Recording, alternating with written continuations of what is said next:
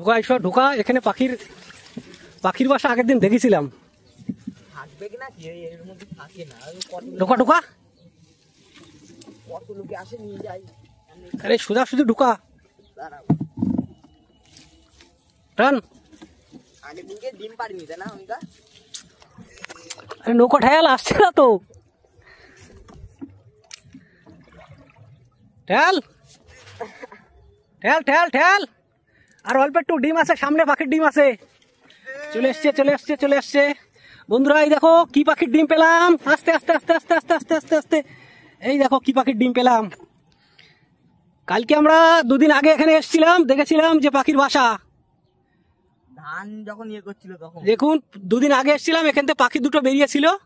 এখন দেখুন এই যে কি পাখির ডিম জানি না। একটু এদিকে আন, একটু নৌকো এদিকে, ওই পাশে এই দে, এই পাশে ঠেলা দে, ব্যাস। দেখুন এই ডিমগুলো আমরা বাড়ি নিয়ে যাব, এখানে রেখে লাভ নেই, বাড়ি নিয়ে যাব।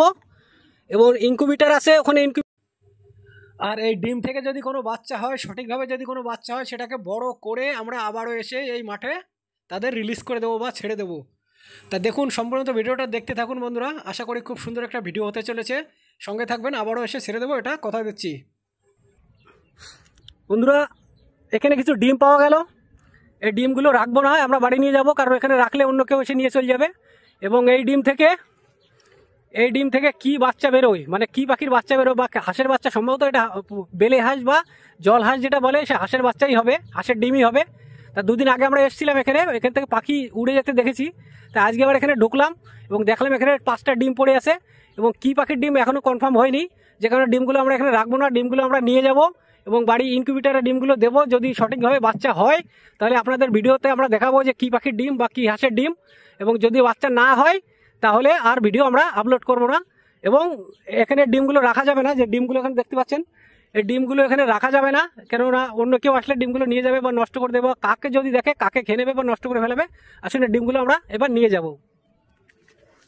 কিসি নেবো ব্যাগ তো নেই, মগ আছে, দেখো জল ছেঁচা মগ দে, জল ছেঁচা মগ আছে, এইটা না।